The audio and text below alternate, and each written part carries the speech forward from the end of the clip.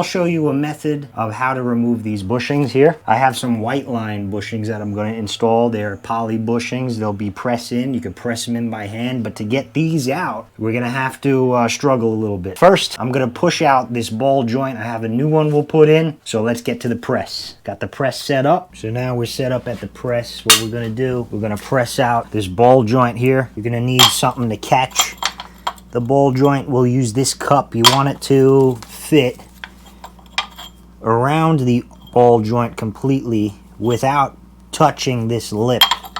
So you want something to fit pretty good there, not too big, just big enough where it can catch the ball joint. And I'm going to press it out from the top here. Going to get that straight.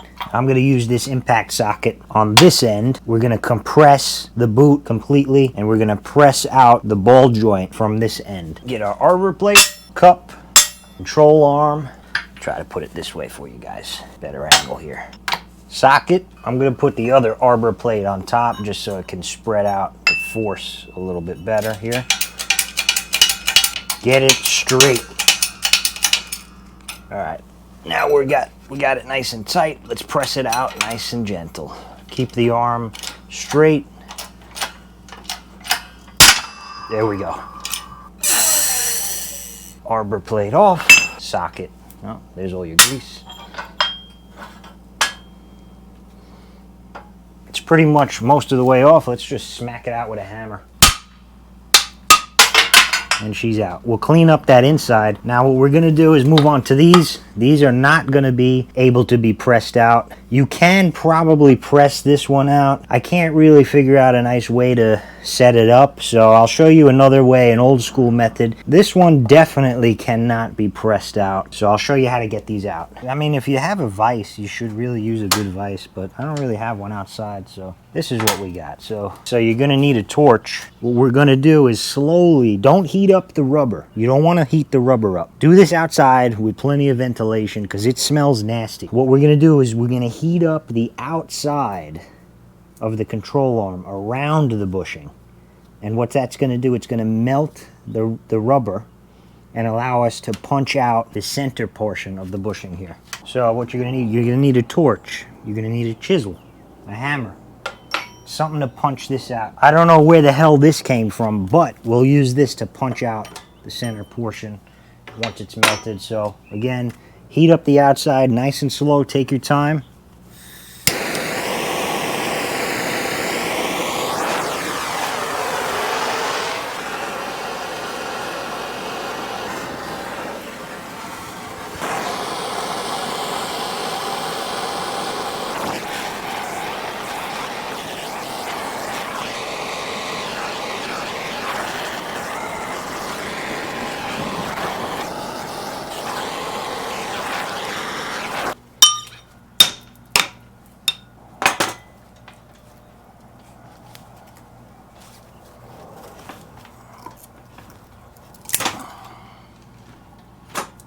This is very hot. Be careful, guys. So I was able to actually knock this one out.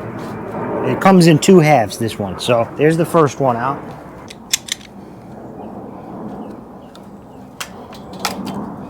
There's the second half.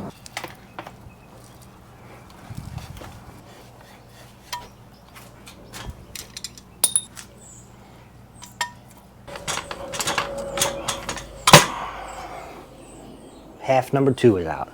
All right, so now we'll move on to the other one. Well, you need a good vise, guys. I mean, this is what I have, so this is what we got to work with. But either you need a second set of hands or a good vise to hold this in place for you. So let me get the other half set up. We're gonna heat it up the same way, and we're gonna knock the bushing out. And then there's a totally different method here to remove this because it is not in two halves.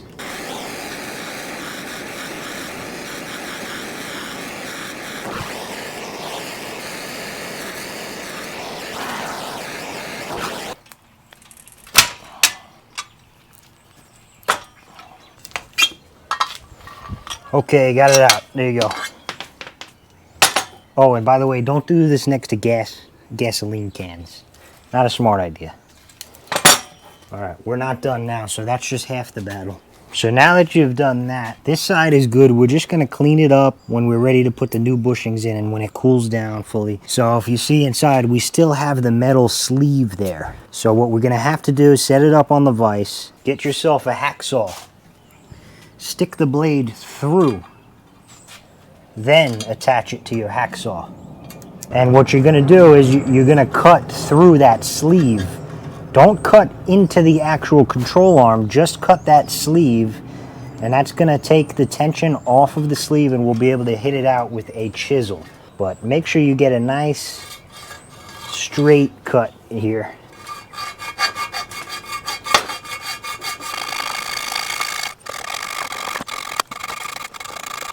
Once you've cut through the sleeve, take your hacksaw blade out and slap the sleeve out. There you go. Now that we got those bushings out, we now got to go ahead and clean up these control arms. So this way, when we press in our brand new bushings, there's no burrs, there's no sharp parts of the control arm that are going to cut in to the new bushings over time. So take your time, really clean out the inside where these bushings are going to mount to inside of the control arm.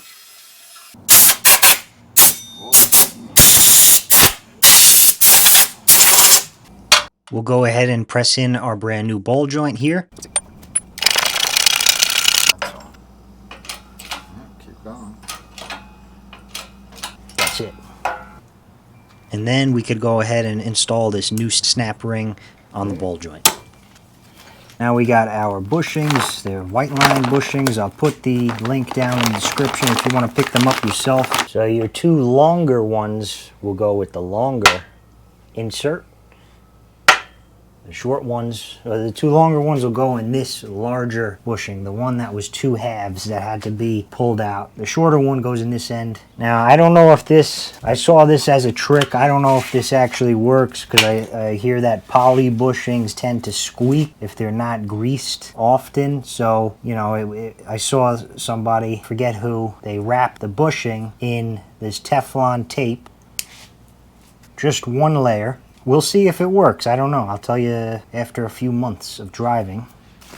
Also, go ahead and wrap this cylinder in one layer of the Teflon tape as well. Dad Fix-A-Cardi is helping out.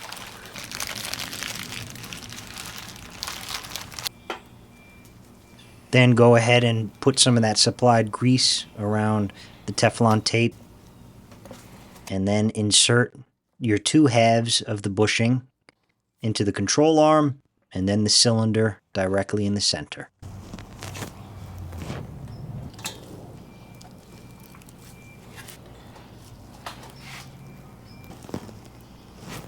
Thank you guys for watching. If you want to see the full video, I linked it here where I completely redo the entire suspension on my Subaru STI. And if you guys enjoy watching totaled cars get rebuilt, check out that video on your screen next. I'd appreciate if you guys hit that subscribe button so you don't miss any of my future rebuilds as well as automotive tips and tricks. With that, I'll see you guys next time.